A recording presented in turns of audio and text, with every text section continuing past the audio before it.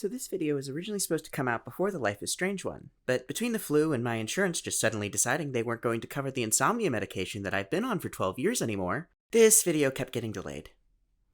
This unfortunately means that I'm kinda doing a disservice to Tell Me Why, because, well, it's just not as good as Life is Strange. But that doesn't mean there isn't a lot here that's interesting to discuss.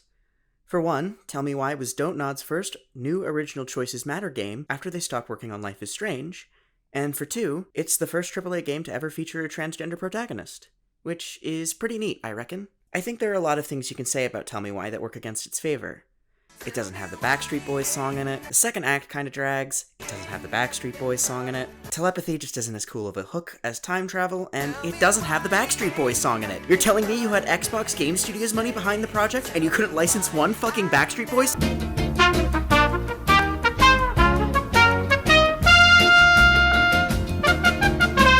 But I do applaud Don't Nod's initiative to tackle trans representation in an earnest and good faith manner in an industry that, well, let's be real, sorely needs it. This isn't to say there hasn't been any positive representation of trans people in video games in the past couple of decades. For 2004, and from a company that typically tries to avoid any big splashes with anything regarding sexuality and gender identity, mostly, this is pretty good, if a little simplistic. And there have been plenty of indie games willing to tread this ground in terms of explicit trans representation. But before Tell Me Why? Focus, brother. Our enemy is only a little girl.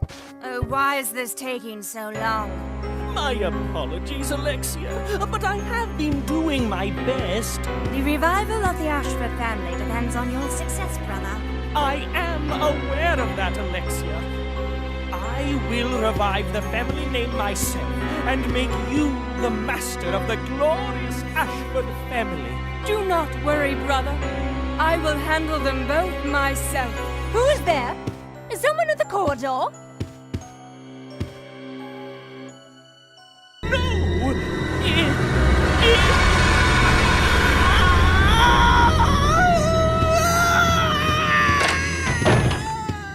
Wait a second.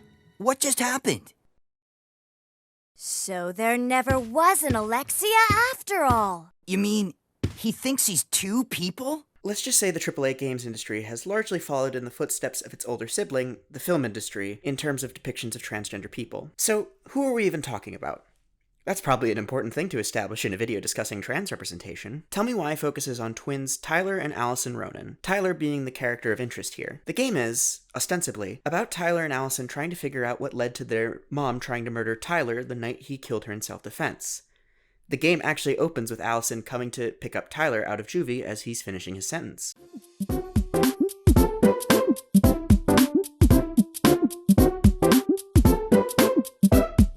For the first chapter of the game, we are led to believe that their mom, Marianne, snapped when finding out Tyler started identifying as a boy and was going to kill him with the shotgun she kept for bears. The game takes place in rural Alaska, by the way. That'll play in later. This is a story the police accepted, and what Tyler and Allison believed up until they found a book in Marianne's room about how to raise a transgender child as they were cleaning out their child at home. But that's what happens to Tyler. What's he actually like? Well, despite the events of the story leading the player to believe he killed his mom, which is later revealed to be false, as we were told Allison killed her, but Tyler decided to take the blame, he's not shown to be especially violent, which is already a vast improvement compared to other depictions of trans people in video games. Kinda. See, the problem with any analysis of Tyler is that my frame of reference for transgender representation in video games is trans women, which makes Tyler kind of hard to compare to other depictions I've seen because, well, there just aren't that many depictions of trans mass characters that come to my mind. Hell, even outside of video games, it's hard to think of a lot of major representations of trans men in media. We got what? Boys Don't Cry? Umbrella Academy, but only the last 2 seasons? I know I'm not alone in terms of this frame of reference, given that most discourse around trans representation, or just trans issues in general, is typically focused on trans women.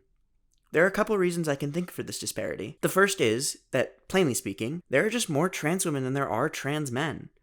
While the rate of trans men seeking gender-affirming care is increasing and trending toward parity with that of trans women, the current ratio of trans women to trans men is roughly 2-to-1. The second is that most of the backlash concentrated on the visibility of trans people in recent decades has been to trans women primarily. Contrapoints makes a great point in her first video on J.K. Rowling that trans men are largely viewed by transphobes as confused girls who have been seduced into mutilating themselves. Whereas in the transphobes' mind, trans women are simply co-opting femininity to make it easier to predate on cis women. Simply put, trans men are simply victimized women who need to be rescued, whereas trans women are an existential threat, which leads to a lot more scrutiny of the latter and a need by allies to defend the latter, which kinda leaves trans men by the wayside. To circle back to the topic at hand, while it might be hard for me to compare Tyler to a previous legacy of trans characters, I can, at the very least, talk about what I like about his characterization generally, and what I like about the practices not employed while creating him. The first is that he's not solely defined by his transgender identity, nor by the tragedy of his childhood. He loves fishing and nature,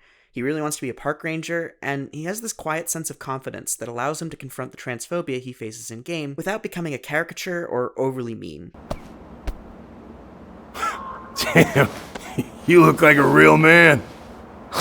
So do you, Sam. His level of anger never outweighs the intent to harm, but he's not infallible either, which I like. Any good characterization of a fictional person will explore their flaws as well as their strengths. He's extremely stubborn and can't let things go, which, in his quest to figure out what happened to Marianne, not only alienates the other people of Delos Crossing, but also Allison, as at the end of the second act, she grows frustrated with Tyler in refusing to drop finding out the full story, believing they'll never get a full picture of what happened to their mother. Sorry. But I'm done. That's it? You're just giving up, just like that. You can't do this. We owe her. Marianne is gone, Tyler. And nothing we do is gonna change that. Don't go, please. You can't keep running from this alley, or it's only gonna get worse.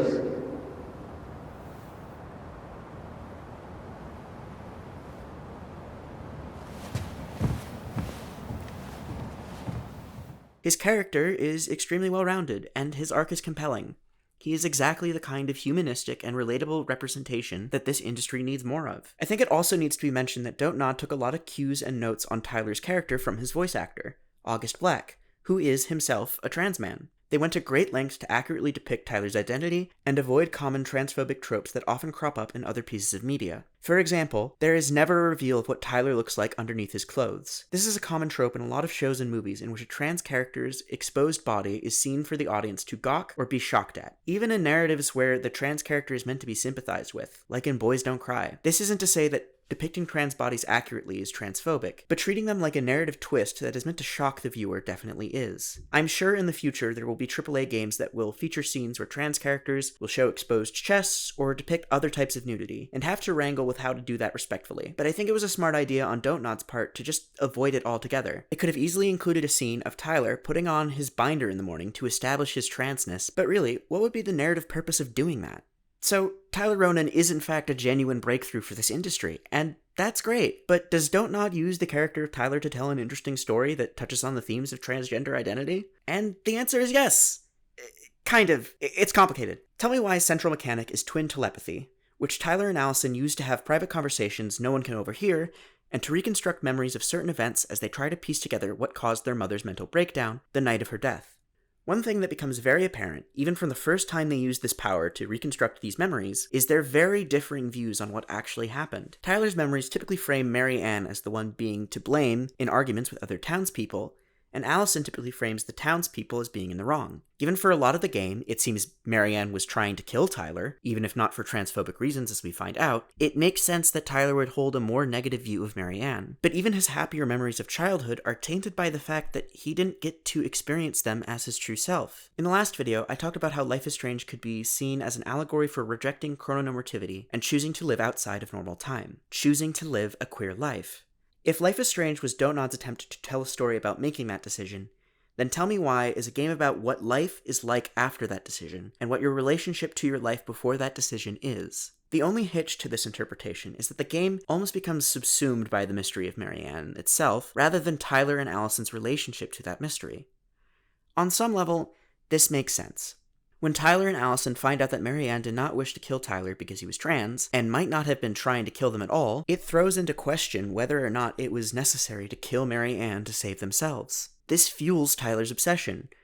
With having found out Marianne was not fueled by transphobia, it throws his whole identity into question. But the game never resolves this plot point. I don't want to say this game should have solely had Tyler without Allison, because for this narrative to really work and highlight Tyler's arc, the juxtaposition of his memories with Allison's is really effective in highlighting his conflict with his own. And also, I just really like their relationship. They work really well together, and as someone with siblings of our own, it's an extremely relatable dynamic. There's this great moment where Tyler and Allison are reminiscing about the night Tyler is taken away after Mary Ann's funeral, and Allison is begging Tyler to admit Allison killed Mary Ann, but he refuses, stating that's what brothers do.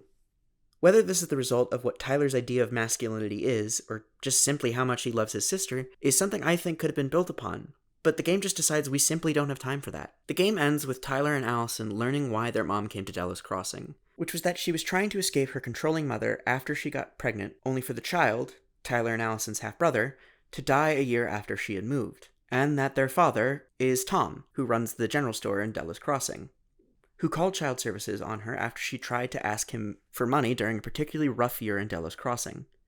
He tells the pair that he saw what happened that night, and that she believes Mary Ann tried to reach out to Tyler on the dock, not aim her gun at him, and that Tyler simply caught her in the act as she was trying to kill herself. The pair tells Tom to fuck off and are left with one last decision. Which version of events do they accept? The one where Mary Ann was going to kill her children and herself to prevent child services from breaking up her family? Or just to kill herself to not have to live through losing her kids again? This ending was really conflicting to me. So conflicting, I've rewritten the script twice. On one hand, I didn't like playing a 9-hour game only for the developers to essentially tell me, what do you think happened? But on the other, I've come to appreciate it. The truth is, when the relationship with your past isn't fully your own, as is the case with Tyler and other trans people, you eventually just have to live with the fact that no matter what versions of events you choose, they'll never fully gel with the facts or what you feel. Hell, I didn't grow up in as nearly a turbulent environment as Tyler and Allison, and even I can appreciate that sentiment. So no, Tell Me Why isn't as good as Life is Strange, but it has something really damn important to say about dealing with trauma, identity, and how to define your past. And I think if any of those things speak to you, regardless of whether you're trans or not, you should play it. Something hurt